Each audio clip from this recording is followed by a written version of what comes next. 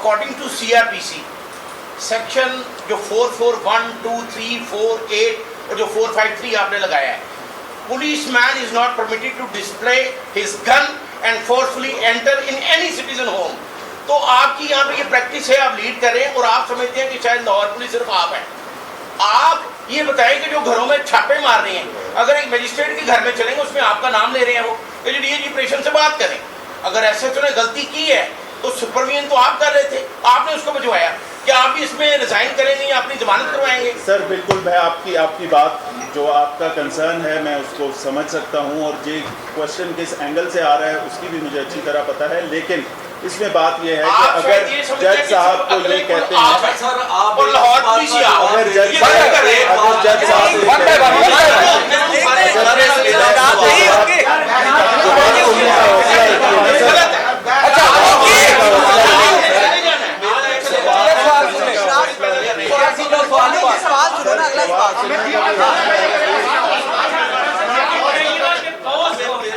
Boss इसमें से वहीद नामी एक शख्स है जो कि एक गुंडा बैड कैरेक्टर है, जिसके ऊपर प्रॉबेबली 10 पर्चे हैं।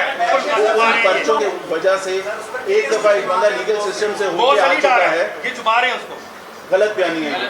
अच्छा ये और वहीद नामी शख्स को हमने अरेस्ट किया, उसके आगे 3 गनमैन थे। ये बॉस प्रिटेंड कर रहा था।